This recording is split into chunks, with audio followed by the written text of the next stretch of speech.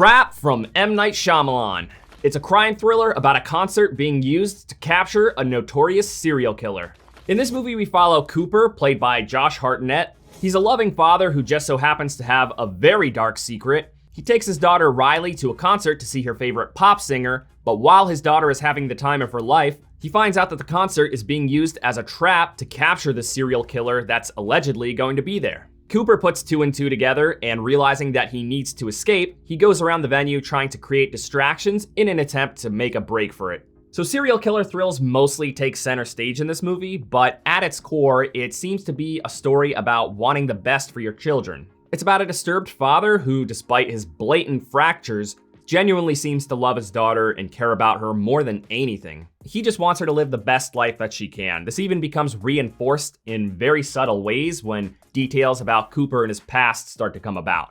This movie's biggest point of anticipation was, of course, the suspense of seeing how Cooper will escape the venue, if at all. Much of this movie consists of him going around the venue trying to come up with sneaky ways to distract or evade the fuzz. Being a man of crime, he's not past acting a little wicked to find his way out.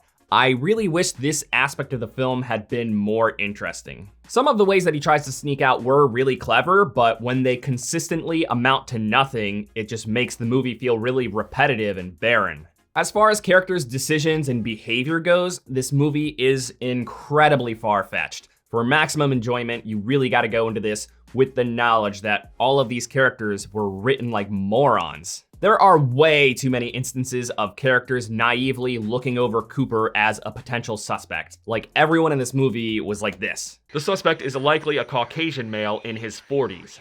Got it, I'll keep my eyes peeled. Oh, hi Caucasian male in his 40s. You sure seem really nice. You're totally welcome to navigate the grounds without pursuit. You're also welcome to go into several employee-only areas because there's plenty of cops, but nobody is working general security, so nobody will recognize you or even become suspicious. Also, here's my wallet.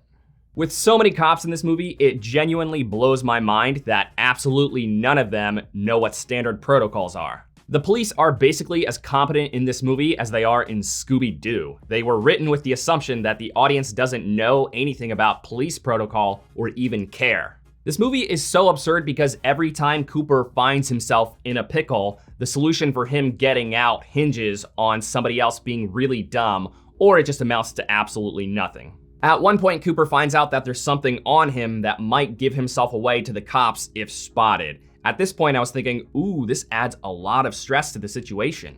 And then he just covers it up with an almost literal Band-Aid solution. When this happened, my immediate thoughts were, okay, please tell me that Shyamalan did not actually think that this would further him as a criminal mastermind and that this will come up again.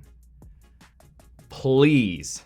This is definitely one of those films where you walk out really pondering what it takes for you to suspend your disbelief in a film. Because we do that all the time. We watch movies about superheroes and monsters and time travel, all without batting an eye at how unrealistic those situations are. It doesn't even have to be fantasy. We can suspend disbelief in a story where the Apollo 11 mission is so outlandish, and everything about drive-away dolls. Because those films make it abundantly clear through its outlandish characters and themes that they are comedies, and that they're not meant to be taken seriously in any way. It's incredibly hard to do that for a movie like this because it clearly wants to be taken seriously, and it does nothing setting itself up to lead you to think that it's gonna be an offbeat story. When you keep having to suspend your disbelief to the point where you have to accept that nothing is feasible, the movie loses most, if not all, of its excitement. Because there's nothing thrilling about a thriller movie if we don't believe in the stakes, or if things are easily skewed in favor of the protagonist through these really illogical writing cop-outs. On top of the situations and decisions being really hard to believe, the dialogue in this movie is also, at times, really atrocious. Between things like exposition dumping and cringy intergenerational exchanges about modern slang, and just flat out unbelievable dialogue, it was very hard to endure sometimes. So this might just sound obligatory to some of you, but it should still be made clear that despite the movie's shortcomings, Josh Hartnett was actually a really great lead actor here. Yes, he's given some pretty mediocre dialogue to work with at times, but it was through his ability to convincingly portray the psychopathy of a killer that made it a much more interesting ride. There's just not much that actors can do about the lines that they're given or the fact that they're portraying a two-dimensional character.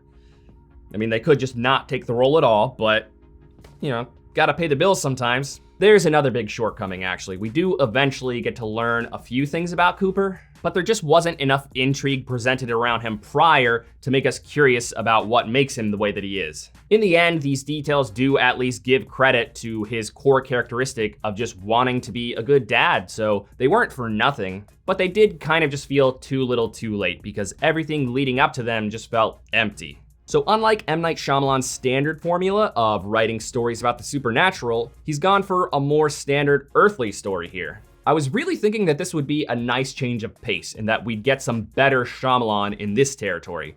But honestly, I think the supernatural is a better territory for his writing style. When so many characters' decisions are hard to believe, it actually makes more sense for them to pertain to some sort of supernatural conflict. Because that at least makes us feel like we're following an otherworldly occurrence. When they're part of a normal fictional story, everyone and everything just feels kind of dumb. The most interesting thing about this movie was actually just speculating on how everything would play out prior to seeing it. Knowing M. Night Shyamalan and how he likes to write stories, I went in with 4 different theories on how everything would play out based on the trailers. I'm disheartened to say that the movie unfolded in the least interesting way that I had thought it would play out, but that's actually just a me problem. You might not have as high of expectations for how interesting the plot will be, so you could actually enjoy this a lot more by going into it with the bar set very low.